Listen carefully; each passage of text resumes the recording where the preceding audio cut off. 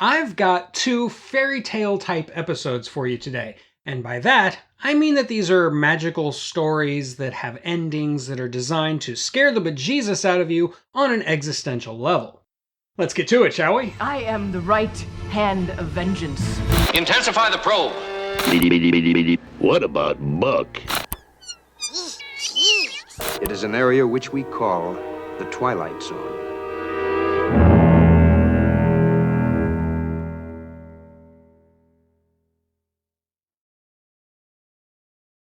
Our first episode begins with a man who clearly doesn't understand how to read a newspaper. Meanwhile, an aging boxer named Bully Jackson studies his broken face in a mirror, psyching himself up for his big comeback fight while Jerry Goldsmith plays the harmonica. No, really, Jerry Goldsmith provided the score for this episode. Yeah, he probably wasn't the one playing the harmonica, but a guy can use his imagination every once in a while, can't he? Behind him, a kid by the name of Henry, the son of Bully's landlord, cheers him on. It's clear that Henry idolizes the prize fighter, and Bully wants to live up to that. Bully tells the stories behind all his scars before auditioning for Rod Serling's job.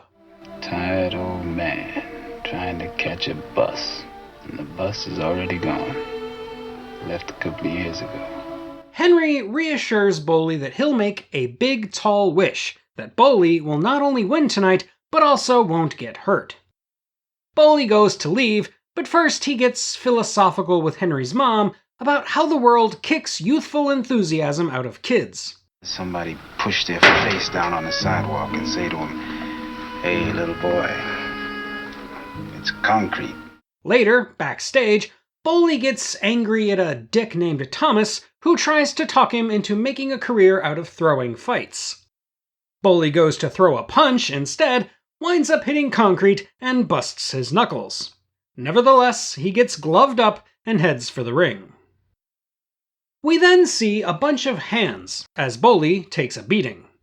Eventually, unable to keep his hands up, Bully goes down and starts getting counted out while Henry watches from his TV back home, making his big, tall wish. Then, everything stops. Even though I'd seen this episode before, when I rewatched it for the purposes of this review, I thought my DVD had a scratch in it or something. Miraculously, when time resumes, Bully is declared the winner while his opponent is the one on the mat. Backstage, he expresses his confusion about what happened to his manager, who tells him he never went down and never really hurt his knuckles.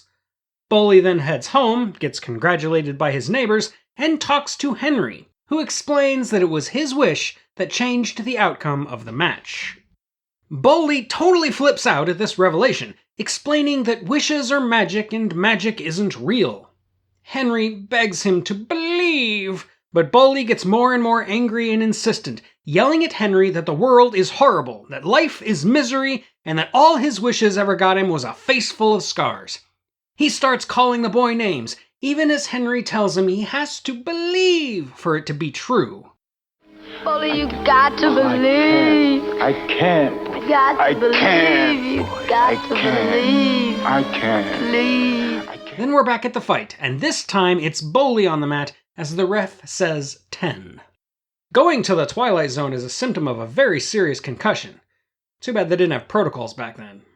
Bully heads home a loser, his neighbors looking ashamed and disappointed. He then goes to check on Henry, who is lying in bed, swearing to never make a big tall wish again, and no longer able to believe in magic. This is a poignant parable that you could argue is kind of about generational trauma, in that we tend to pass our bitterness down to the younger generation. It should also be noted that this was a groundbreaking episode for featuring black actors in all the primary roles.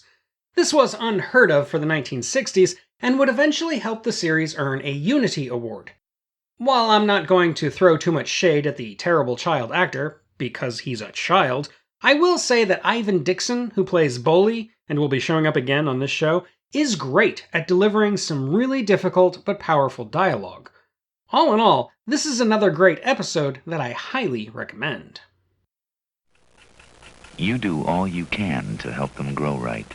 Because you care, and we do too.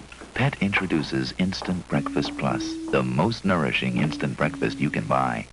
Instant Breakfast Plus. Now you can satisfy hunger and health. Finally. In our second episode, we meet the thief and overall bad dude Rocky Valentine, who robs a pawn shop, loses his loot, and then gets shot dead by cops. Wow, okay, well, that was a pretty short episode, so I don't really have much to say about it.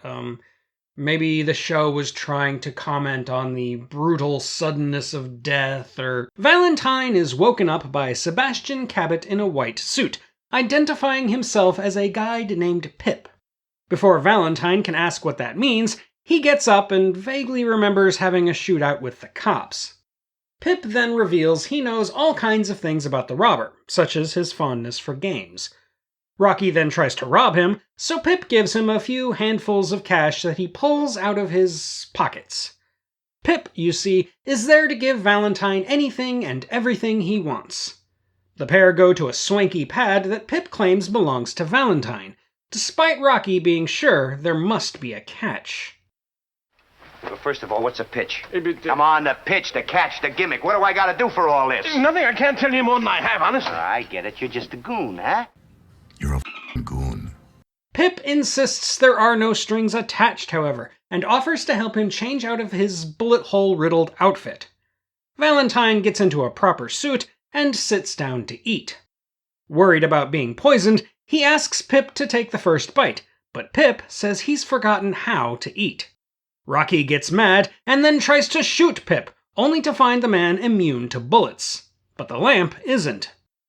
Valentine has a sit-down and finally starts to ask what the heck is going on.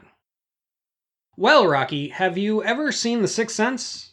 That hasn't come out yet. How about Carnival of Souls? Oh, dang, that doesn't come out till 62. Pip breaks the news of Valentine's less-than-living status in a cheerfully snarky way, and Rocky takes it like a champ. Thinking about all the things Pip can give him, Valentine assumes he must be in heaven. Excited, the first things he asks for are $1 million and a woman with huge tracts of land. Pip then delivers the goods, and Rocky invites him to watch as he dances with the woman of his dreams. Later, he goes down to gamble with 3 pieces of arm candy and predictably wins a crapload of money. You get it? Crapload? Please don't unsubscribe. As he leaves the casino, he literally clicks his heels in midair like a cartoon before a cop walks by and ruins his mood. Pip, however, makes short work of the problem. They drive away and go back to Rocky's place, laughing and having a great time. When Valentine asks Pip to find where his old friends are, Pip explains that he can't see them, that Rocky is in his own private afterlife. Pip wonders how he could possibly have earned heaven, and comes desperately close to figuring it out before Pip tells him about the Hall of Records, an infinite expanse of filing cabinets. I maintain a cubicle here for weekend getaways. Here, Valentine reads about all the awful things he did in his life. Like a man trying to assemble a Lego kit on an airplane, though, he just can't put it together, so he dismisses Pip and heads back to his place. Fast forward to a month later, and Valentine is back in the casino, but he just doesn't feel the thrill of winning. He then plays with 3 women in a giant bed. Poker. They're just playing poker. I'm starting to think Rocky lacks imagination. He's still unhappy, even when one of them offers to play another kind of game, so he kicks them out of his apartment and plays some stop-motion billiards, winning without any effort. He calls on Pip and angrily says he's not having fun anymore. Rocky tries to explain how he is bored and is starting to go nuts, but when he says he doesn't belong in heaven, Pip reveals that he's not, to the tune of the weirdest sad trombone I've ever heard.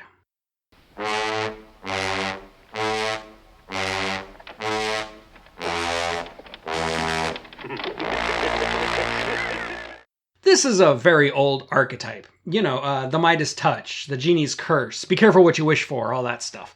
But it has a nice little Twilight Zone twist to it, and a lighthearted tone. Sebastian Cabot almost single-handedly makes it worth watching, But from a storytelling perspective, it's the kind of morality play that falls apart if you think about it more than the writer wants you to. Still, as sheer entertainment, it's hard not to like. And that's all I have on A Big Tall Wish and a Nice Place to Visit. Now, as always, do all those YouTubey things.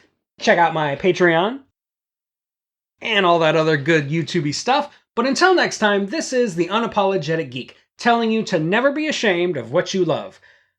As long as you're not hurting anybody.